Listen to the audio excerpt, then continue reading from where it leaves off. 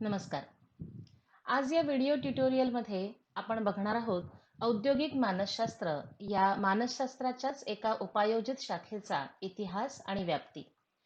आपल्याला कल्पना आहे की मानसशास्त्र हे मानवी वर्तनाचा आणि मानसिक प्रक्रियांचा शास्त्रीय दृष्टिकोनातून अभ्यास करणारं शास्त्र आहे आणि म्हणून जिथे जिथे व्यक्ती आहे तिथे तिथे मानसशास्त्र वेगवेगळ्या विषयांना घेऊन अभ्यास करत असताना आपल्याला दिसतं. मानसशास्त्राच्या अनेक उपायोजित शाखा आहेत ज्याबद्दल तुम्हाला माहिती आहे. जसं शैक्षणिक मनोविज्ञान, शैक्षणिक मानसशास्त्र, चिकित्सा मानसशास्त्र, सामाजिक मानसशास्त्र, बाल मानसशास्त्र, गुन्हेगारी मानसशास्त्र. या सगळ्या उपायोजित शाखांपैकीच एक महत्वाची शाखा म्हणजे औद्योगिक आणि संघटनात्मक मानसशास्त्र. मानसशास्त्र हे मानवी जीवनाच्या सर्व क्षेत्रात उपयोगी आहे आणि मानवी जीवनामध्ये व्यक्तिगत आयुष्याप्रमाणेच ज्या ठिकाणी व्यक्ती अर्थार्जनासाठी नोकरी करते किंवा काही उद्योग व्यवसाय करते, तो व्यक्तीच्या व्यक्तिगत जीवनाचा एक महत्वाचा भाग असतो. व्यक्तीच्या व्यक्तिगत म्हणजे वैयक्तिक आयुष्यामध्ये, कौटुंबिक जीवनामध्ये जे काही होतं, त्याचा परिणाम त्याच्या कामावर होत असतो आणि कामाच्या ठिकाणी जे काही ताण असतील किंवा ज्या काही समस्या असतील, त्याचा नकारात्मक किंवा कामामध्ये बढती मिळत असेल, काम चांगलं होत असेल, तर त्याचा सकारात्मक परिणाम त्याच्या व्यक्तिगत आणि कौटुंबिक जीवनावरही होतो. आणि म्हणूनच कामाच्या ठिकाणी किंवा व्यवसायामध्ये व्यक्ती जीवनावर प्रभाव पाडणाऱ्या सर्व घटकांचा आणि त्या निमित्ताने दिसून येणाऱ्या मानवी वर्तनाचा अभ्यास औद्योगिक आणि संघटनात्मक मानसशास्त्र या मानसशास्त्राच्या शाखेमध्ये केला जातो. औद्योगिक मानसशास्त्राची व्याख्या जर आपण बघितली तर ब्लूम आणि नेलर यांच्या मते औद्योगिक आणि संघटनात्मक मानसशास्त्र ही मानसशास्त्रीय सिद्धांतांचा आणि तत्वांचा कामाच्या किंवा व्यवसायाच्या ठिकाणी व्यक्तीला येणाऱ्या समस्यांसंदर्भात उपयोग करणारी मानसशास्त्राची एक शाखा आहे. औद्योगिक मानसशास्त्राची ही व्याख्या जर आपण बघितली तर कामाच्या ठिकाणी मानसशास्त्रीय सिद्धांतांचा उपयोग हे याचं महत्वाचं वैशिष्ट्य आपल्याला दिसून येतं. अभ्यासाच्या दृष्टीने ही व्याख्या अतिशय महत्वाची आहे, ती अवश्य लक्षात ठेवावी. औद्योगिक मानसशास्त्र ही मानसशास्त्राची एक शाखा जरी असली तरी मानसशास्त्राच्या अभ्यासाला सुरुवात झाल्यानंतर बऱ्याच काळानंतर या शाखेसंदर्भामध्ये काही वैशिष्ट्यपूर्ण अभ्यास किंवा संशोधनं झालेली आपल्याला दिसून येतात किंवा मानसशास्त्रातून औद्योगिक आणि संघटनात्मक मानसशास्त्र ही वेगळी शाखा स्वतंत्रपणे काम करू लागली. त्या दरम्यान सुद्धा अनेक वर्षांचा अभ्यास आणि संशोधन त्यापूर्वी झालेलं होतं. मानसशास्त्रच हे मूलतः तत्वज्ञानाचा एक भाग म्हणून एक वेगळं शास्त्र म्हणून उदयाला आलं आणि त्यानंतर मनुष्य वर्तनासंदर्भामध्ये वेगवेगळी निरीक्षणं नोंदवली जाऊ लागली. हे सगळं 18व्या शतकामध्ये झालेलं आपल्याला दिसून येतं.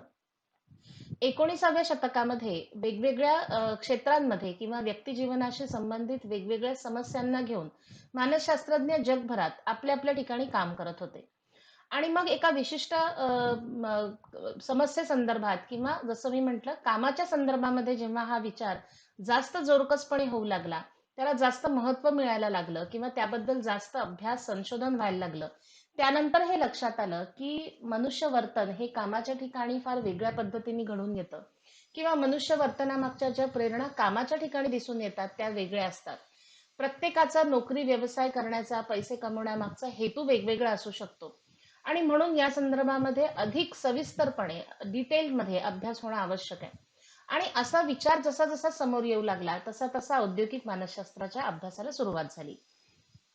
औद्योगिक मानसशास्त्राचा उदय कधी झाला असेल याबद्दल जर आपण विचार केला तर साधारण 1879 ते साधारण 1910 या साधारण 3 दशकांमध्ये म्हणजे 30 वर्षांमध्ये काही छोटी छोटी निरीक्षणं नोंदवली गेली ज्यापासून औद्योगिक मानसशास्त्राचा एक वेगळा विचार सुरू झाला असं म्हणता येईल.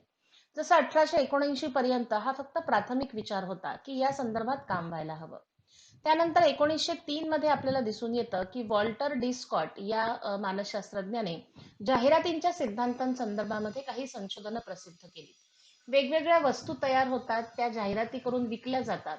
तर जाहिराती कशा पद्धतीने करायला हव्यात किंवा कशा पद्धतीने जाहिरात केल्यास उत्पादनाला चांगला प्रतिसाद मिळतो, त्यामध्ये घेणाऱ्या लोकांच्या मानसिक वर्तनाचा कसा विचार करायला पाहिजे, या संदर्भामध्ये 1903 मध्ये वॉल्टर डी स्कॉट यांनी स्वतःचं योगदान दिलं. त्यानंतर 1910 मध्ये हे नाव अतिशय महत्वाचं आहे, युगो मुन्स्टरबर्ग यांनी मानसशास्त्र आणि औद्योगिक क्षमता यांच्या संबंधांवर काम केलं. औद्योगिक क्षमता म्हणजे काम करण्याची किंवा उत्पादन तयार करण्याची माणसाची क्षमता. तर मानसशास्त्राचा अभ्यास करून जर आपण ही औद्योगिक क्षमता वाढवू शकलो किंवा त्याचं योग्य व्यवस्थापन करू शकलो, तर त्यामुळे काय आपण प्राप्त करू शकतो किंवा त्याचे काय फायदे असू शकतात, या संदर्भामध्ये 1910 मध्ये युगो मुन्स्टरबर्ग यांनी स्वतःचं संशोधन प्रसिद्ध केलं. या सुमारास औद्योगिक मानसशास्त्राचा स्वतंत्र विचार होऊ लागला असं आपण म्हणू शकतो. हे अभ्यास आणि संशोधनं अशी सुरू होती, पण त्याला जास्त वजन मिळालं किंवा त्याला जास्त मागणी वाढली ती पहिल्या विश्वयुद्धाच्या वेळी. 1914 ते 1918 या 4 वर्षांच्या दरम्यान जगभरामध्ये वेगवेगळ्या देशांची भूमिका असणारं पहिलं विश्वयुद्ध घडून आलं, ज्यामुळे जगाचा अ, सामाजिक दृष्टिकोन किंवा जगाचा इतिहास बदलला, जगाचं राजकारण बदललं. या 4 वर्ष चाललेल्या महायुद्धामध्ये अनेक देश सहभागी होते, ज्यामध्ये युरोपीय देश किंवा काही पौर्वात्य देश सुद्धा होते. अ, या युद्धाच्या दरम्यान, कारण हे जागतिक महायुद्ध होतं, या युद्ध काळामध्ये खूप मोठ्या प्रमाणावर सैनिकांची गरज होती, जे सीमेवर जाऊन लढू शकतील, जे मैदानात लढू शकतील किंवा पायलट्स असतील. पण त्याच पद्धतीने त्यांना वेगवेगळी साधनं पुरवणारी, त्यांना वेगवेगळ्या सेवा देणारी, अशा सुद्धा मनुष्यबळाची गरज खूप मोठ्या प्रमाणावर पडू लागली. आणि ही मनुष्यबळाची आवश्यकता जितकीच जास्त होती, तितकीच त्या त्या ठिकाणी त्या त्या कामावर लोकांची नेमणूक व्हावी आणि पटापट कामं व्हावीत, याची गरज देखील होती, म्हणजे घाई देखील होती. आणि या दरम्यान सर्वप्रथम औद्योगिक मानसशास्त्रज्ञ जे त्या काळी काम करत होते, त्यांना बोलावलं गेलं. कशासाठी?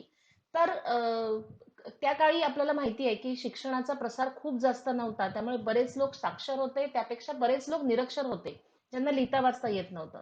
पण त्या सगळ्यांना या प्रकारच्या कामामध्ये आपल्याला त्यांचा उपयोग करून घेता आला पाहिजे. म्हणून कुठल्या कामासाठी कुठली व्यक्ती योग्य आहे, याची निवड मानसशास्त्रीय चाचण्यांच्या आधारे केली जावी. म्हणून सर्वप्रथम औद्योगिक मानसशास्त्रज्ञांना या पहिल्या महायुद्धाच्या वेळी बोलवण्यात आलं. आणि पहिल्या महायुद्धाच्या वेळी सैनिक भरतीसाठी औद्योगिक मानसशास्त्रज्ञांनी अ, त्यांच्या लोकांच्या, म्हणजे जे भरतीसाठी उपयुक्त उमेदवार होते, त्यांची मानसिक क्षमता आपल्याला मोजता येईल आणि त्यानुसार त्यांची निवड आणि नेमणूक करता येईल, यासाठी 2 मानसशास्त्रीय चाचण्या तयार केल्या, ज्यामध्ये एक आहे आर्मी बीटा टेस्ट आणि army alpha test. Army beta test ही कृतीपर चाचणी होती. तुम्हाला मानसशास्त्रीय चाचण्यांचे प्रकार माहिती आहेत, तर ती कृतीपर चाचणी होती, ज्यामध्ये अक्षरांचा, शब्दांचा कुठलाही उपयोग केला गेला नव्हता. ती कृतीपर चाचणी होती, त्यामुळे निरीक्षरांसाठी ही चाचणी वापरली गेली.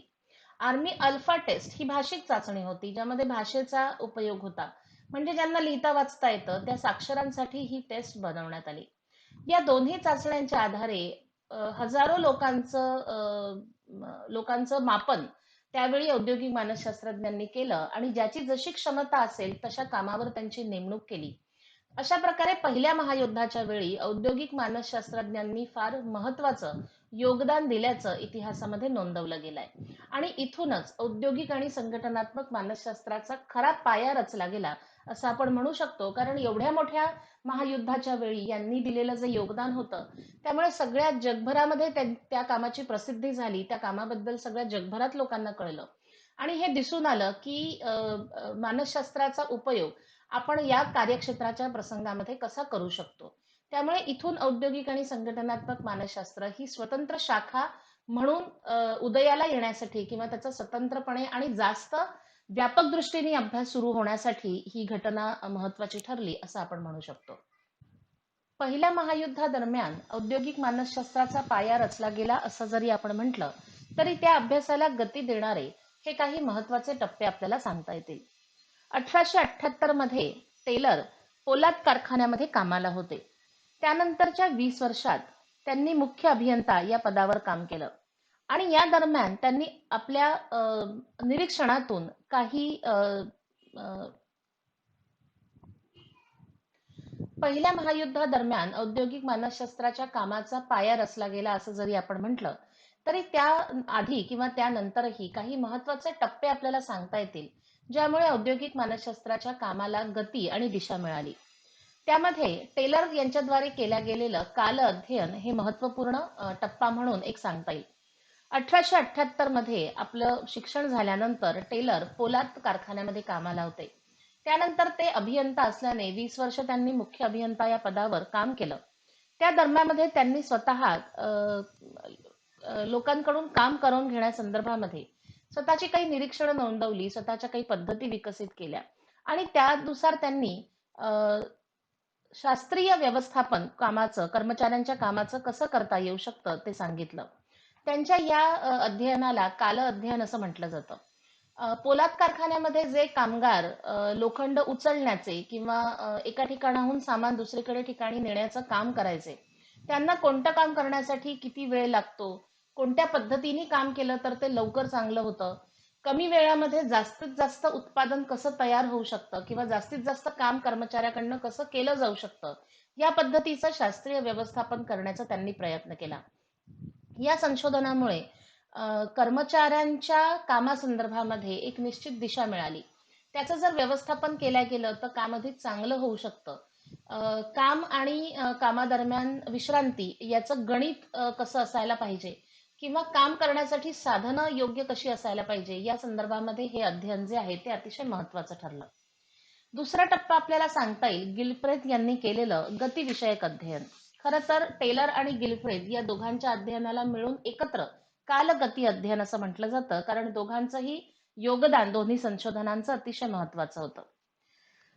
फ्रँक गिलफ्रेथ हा टेलर प्रमाणेच एका कारखान्यामध्ये प्रशिक्षणार्थी होता. त्यानंतर त्यांनी स्वतःचा बांधकाम व्यवसाय सुरू केला आणि स्वतःच्या अनुभवातून त्यांनी गती अध्ययनाचं अतिशय सुधारित तंत्र तयार केलं.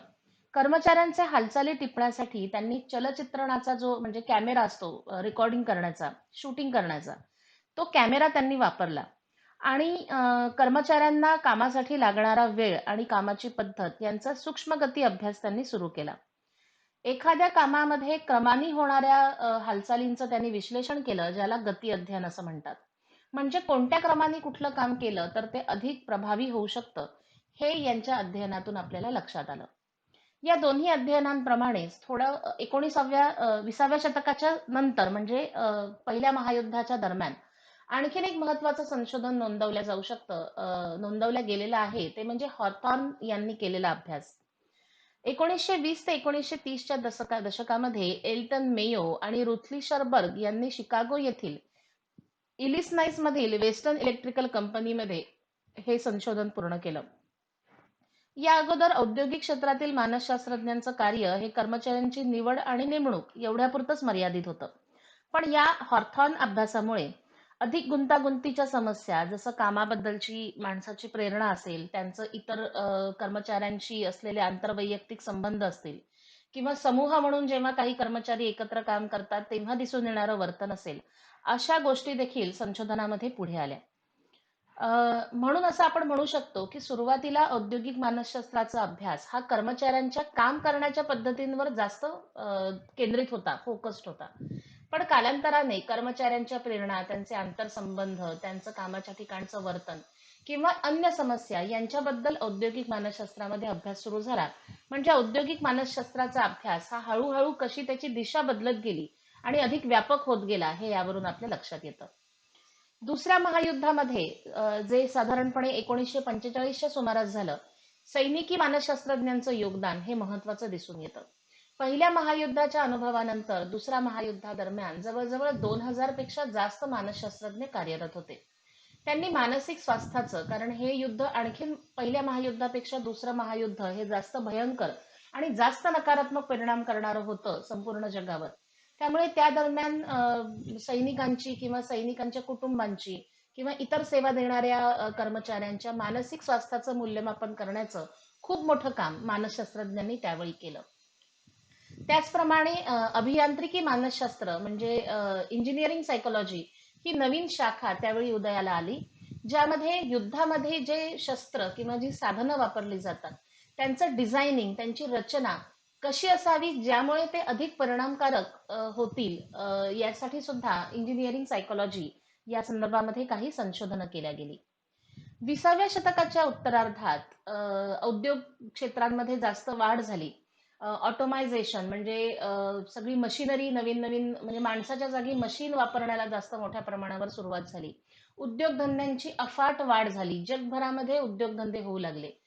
आणि म्हणून 20व्या शतकाच्या उत्तरार्धात जसं कारखान्यांमध्ये काम करणाऱ्या लोकांची संख्या वाढली, कारखान्यांची संख्या आणि प्रकार वाढले, तर त्या ठिकाणी निर्माण होणाऱ्या समस्या किंवा त्या ठिकाणी मानसशास्त्राच्या उपाययोजनाची गरज देखील वाढू लागली.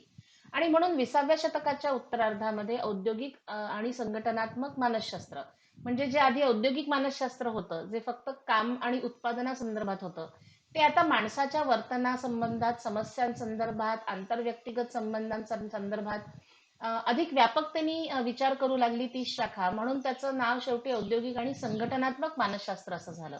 तर हा सगळा जो काही हा विस्तार वाढलेला किंवा ही व्याप्ती वाढलेली किंवा हे बदल जे आपल्याला दिसून येतात, ते जास्त सक्रिय दिसतात आपल्याला 20व्या शतकाच्या उत्तरार्धात. 1950च्या सुमारास म्हणजे दुसऱ्या जागतिक महायुद्धानंतर खूप मोठ्या प्रमाणावर औद्योगिकरण झालं जगभरामध्ये आणि त्यामध्ये स्वयंचलित यंत्रांमध्ये मोठ्या प्रमाणावर वाढ झाली. मशीन्स आल्या, तशी मशीन वापरण्यासाठी प्रशिक्षणाची गरज भासू लागली. मशीन वापरण्याच्या संदर्भातल्या नवीन समस्या निर्माण झाल्या. मनुष्यबळाच्या उपयोगासंदर्भात देखील समस्या निर्माण झाल्या. तर 1954च्या संदर्भामध्ये 1952च्या सुमारास माझेर यांनी कर्मचारी संप्रेषणाचा अभ्यास सुरू केला. अनेक लोक जिथे एका ठिकाणी काम करतात, अनेक पातळ्यांवर काम करतात, कोणी सिनियर आहेत, कोणी ज्युनियर आहेत, वेगवेगळ्या डिपार्टमेंटमध्ये, विभागांमध्ये लोक कामं करतात, तेव्हा त्यांच्यामध्ये कम्युनिकेशन म्हणजे संप्रेषण अतिशय चांगलं असणं खूप आवश्यक असतं. आणि म्हणून हा कर्मचारी संप्रेषणाचा अभ्यास देखील अतिशय दिशादर्शक ठरला. 1954च्या सुमारास कर्मचाऱ्यांच्या दृष्टीने मानसशास्त्राचा अभ्यास करण्याला अधिक बळकटी येऊ लागली. कर्मचाऱ्यांचं व्यवस्थापन कसं केलं जाऊ शकतं, त्यांना योग्य पद्धतीने काम आणि विश्रांती आणि त्याचा मोबदला यांची रचना कशी असू शकते किंवा कामाच्या ठिकाणी त्यांना समाधान मिळालं पाहिजे, कामाबद्दल त्यांना आवड वाटली पाहिजे, या संदर्भामध्ये बेलोज यांनी एक महत्वाचं संशोधन केलं. 1960 ते 68च्या दरम्यान वेगवेगळ्या विषयांवर संशोधनं झाली किंवा वेगवेगळ्या विषयांकडे लक्ष केंद्रित झालं मानसशास्त्रज्ञांचं. कर्मचारी निवड आणि प्रशिक्षण हे तर आधीपासून काम सुरूच होतं. त्याला मानसशास्त्रीय चाचण्यांचा आधार देऊन किंवा मुलाखत पद्धती असेल, सर्वेक्षण पद्धती असेल, काही अ, कामाच्या ठिकाणी काम प्रत्यक्ष करून बघणं असेल, अशा वेगवेगळ्या पद्धतींची जोड मिळाली आणि अधिक उत्तम पद्धतीने कर्मचारी निवड आणि प्रशिक्षणाची रचना तयार झाली. त्याच दरम्यान कर्मचाऱ्यांच्या कामाविषयीच्या अभिवृत्ती म्हणजे कर्मचाऱ्यांना कामाविषयी काय वाटतं, त्यांना काम आवडतंय का ते जबरदस्तीने करतायत, काम करण्याची क्षमता त्यांच्यामध्ये आहे की नाही, त्याचं शिक्षण त्यांच्याकडे आहे की नाही, कामाचे तास किती असतील तर त्यांना त्याचा ते त्रासदायक होणार नाही किंवा कामाच्या संदर्भात कुठल्या गोष्टी त्यांना स्ट्रेस देऊ शकतात, अशा वेगवेगळ्या अभिवृत्तींसंदर्भामध्ये देखील अभ्यास सुरू झाला. याच सुमारामध्ये नागरी हक्क कायदा अस्तित्वात आला. नागरी हक्क कायदा म्हणजे सिव्हिल राईट ऍक्ट हा 1964 मध्ये अस्तित्वात आला. या कायद्यामुळे कर्मचाऱ्यांच्या निवडीमध्ये बदल झाले. नागरी हक्क कायदा आणि कर्मचाऱ्यांसंबंधीच्या त्या दरम्यान अनेक कोर्ट केसेस झाल्या. ज्यांनी कंपन्यांचे मालक कर्मचारी निवडीसाठी ज्या चाचण्या वापरतात त्यांच्यावरती कमेंट केली आणि म्हणून मी म्हटलं तसं अनेक वेगवेगळ्या पद्धती त्या दरम्यान तयार झाल्या. 1970 पासून संघटनांमध्ये वैयक्तिक आणि सामूहिक वर्तन हा सातत्याने संशोधनाचा विषय राहिला. त्यामध्ये कार्यप्रेरणा हा विषय महत्वाचा होता. काही मानसशास्त्रज्ञांनी कर्मचाऱ्यांचा कार्यसहभाग वाढवून प्रेरणेत सुधारणा केल्या. अशा वेगवेगळ्या पद्धतीने औद्योगिक आणि संघटनात्मक मानसशास्त्राची दिशा ही बदलत राहिली.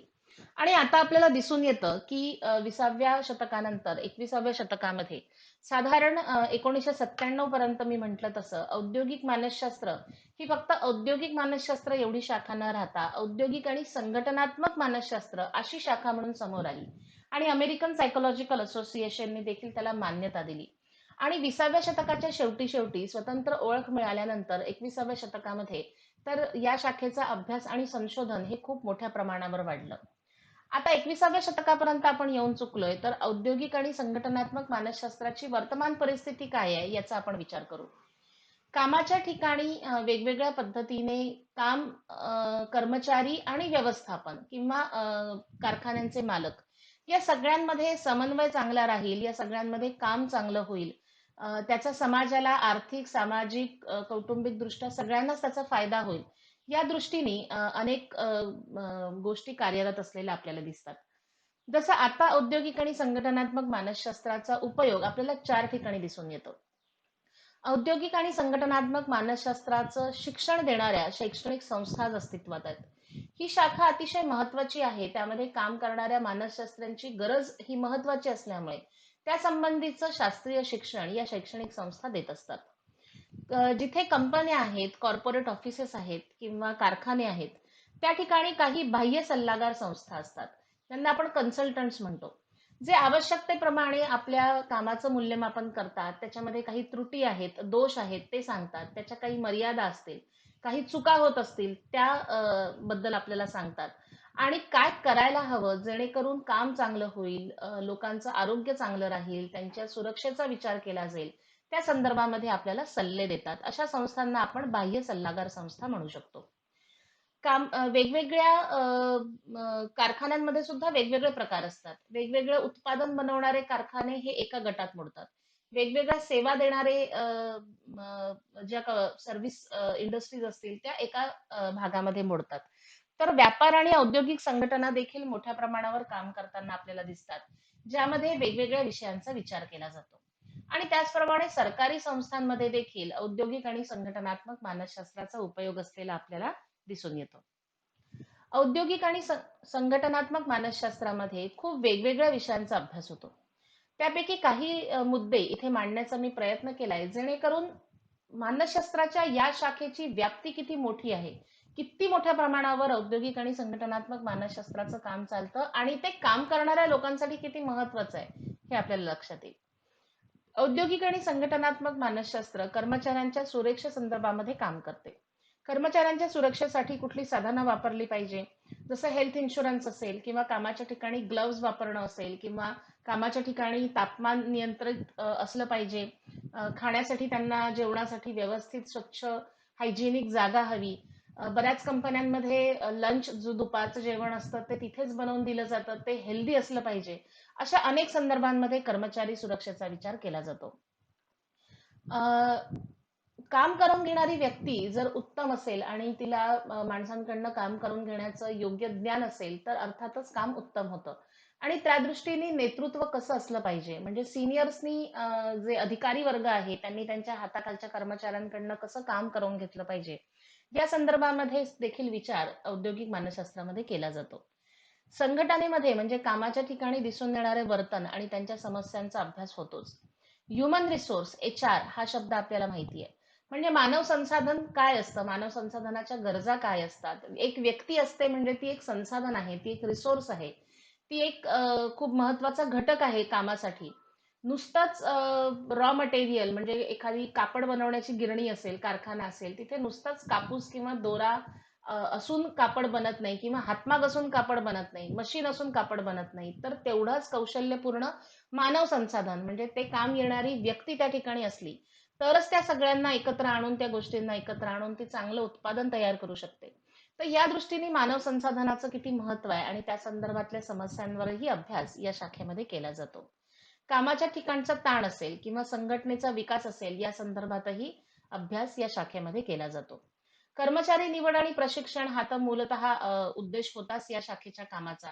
त्याचप्रमाणे कामाचं मूल्यमापन करणं, कामामध्ये चुका होत असतील तर त्या सांगणं, उत्तम काम करणाऱ्या लोकांना बढती देणं, पगारवाढ देणं, त्यांची पदोन्नती करणं म्हणजे त्यांना प्रमोशन देणं, याही दृष्टीने औद्योगिक मानसशास्त्र काम करते. व्यक्ती कुठल्या प्रेरणेने काम करतो, ती प्रेरणा ओळखून ती गरज पूर्ण होण्यासाठी जर व्यवस्था कंपन्यांनी केली, तर व्यक्ती अधिक कार्यप्रेरित होऊन काम करते. हे लक्षात आल्यानंतर कार्यप्रेरणा या विषयामध्ये देखील खूप मोठ्या प्रमाणावर काम होतं. व्यक्ती जे काम करते, कर्मचारी जे काम करतो, त्या संदर्भात त्याला समाधान असलं पाहिजे, तर तो जास्त सकारात्मक रीतीने काम करतो, हा देखील मुद्दा महत्वाचा आहे. आणि म्हणून त्या संदर्भामध्ये देखील संशोधन आणि काम या शाखेमध्ये होत असतं. औद्योगिक आणि संघटनात्मक मानसशास्त्रामध्ये ग्राहक मानसशास्त्र ही एक वेगळी शाखा आपल्याला दिसते. कुठलंही उत्पादन जेव्हा तयार होतं आणि ते बाजारामध्ये विकायला येतं, तेव्हा त्याचे अनेक पर्याय म्हणजे आपण एक क्रीम घ्यायला गेलो तर आपल्याला 10 नावाचे 10 कंपन्यांचे क्रीम्स बाजारामध्ये दिसतात. तर ग्राहक कुठलं क्रीम घेईल किंवा त्याचं मार्केटिंग कसं व्हायला पाहिजे, त्याची प्रसिद्धी कशी व्हायला पाहिजे, कर्मचाऱ्यांच्या गरजा कर्मचाऱ्यांच्या नाही, ग्राहकांच्या गरजा लक्षात घेऊन उत्पादन कसं बनवलं पाहिजे, अ, या संदर्भामध्ये ग्राहक मानसशास्त्र काम करतं. आणि जाहिरात आणि जाहिराती संदर्भातलं संशोधन हे त्याचाच एक भाग आहे. यावरून आपल्याला लक्षात येईल की औद्योगिक आणि संघटनात्मक मानसशास्त्रांनी स्वतःची दिशा ठरवण्यासाठी जरी अनेक वर्षांचा काळ जरी घेतलेला असला तरी त्याचं योगदान हे अतिशय महत्वाचं आहे. आणि मोठ्या प्रमाणावर या शाखेमध्ये काम होत असताना आपल्याला दिसतं. आणि हीच औद्योगिक आणि संघटनात्मक मानसशास्त्राची वेगळी ओळख आहे. तर विद्यार्थिनींनो, या व्हिडिओ ट्युटोरियलमध्ये आपण हे शिकण्याचा प्रयत्न केला की औद्योगिक आणि संघटनात्मक मानसशास्त्र ही मानसशास्त्राच्या अनेक शाखांपैकी जरी एक शाखा असली तरी नोकरीच्या ठिकाणी किंवा कामाच्या ठिकाणी त्याचं किती महत्व आहे. आणि या शाखेमध्ये कशा कशाचा अभ्यास होतो, या शाखेचा इतिहास काय आहे, त्याची दिशा कशी निश्चित झाली आणि त्या संदर्भामध्ये कुठकुठल्या विषयांचा अभ्यास आणि संशोधन केलं जातं, हेही या व्हिडिओ ट्युटोरियलमध्ये आपण बघितलं. या व्हिडिओ ट्युटोरियल सोबतच मी तुम्हाला एक रिव्हिजन टेस्टची लिंक पाठवते, ज्यामध्ये काही प्रश्न आहेत. तुम्हाला हा व्हिडिओ बघितल्यानंतर ती रिव्हिजन टेस्ट सोडवायची आहे. ही रिव्हिजन टेस्ट रिव्हिजन करता अर्थातच आहे, पण तुम्ही टेस्ट सोडवून पाठवाल तेव्हा मला कळेल की तुमच्यापैकी किती जणांनी हे व्हिडिओ ट्युटोरियल बघितलेलं आहे आणि नीट बघितलेलं आहे. तर व्हिडिओ बघणं आवश्यक आहे आणि टेस्ट सोडवणं कंपल्सरी आहे. टेस्ट तुम्हाला व्हिडिओ बघितल्याशिवाय सोडवता येणार नाही, त्यामुळे आधी हे व्हिडिओ ट्युटोरियल पूर्ण करा आणि नंतर टेस्टचं जे रिव्हिजन आहे ती टेस्ट मला भरून पाठवा. अ, आपण प्रत्येक व्हिडिओ ट्युटोरियल सोबत अशी एक रिव्हिजन टेस्ट देणार आहोत, ज्यामुळे आपल्यामध्ये कम्युनिकेट होऊ शकेल की तुमच्यापैकी किती जणांपर्यंत हे ई मटेरियल पोहोचतंय, ज्या माध्यमातून आपण हा ब्रिज कोर्स किंवा आपलं सिलेबस पूर्ण करण्याचा प्रयत्न करणार आहोत. धन्यवाद.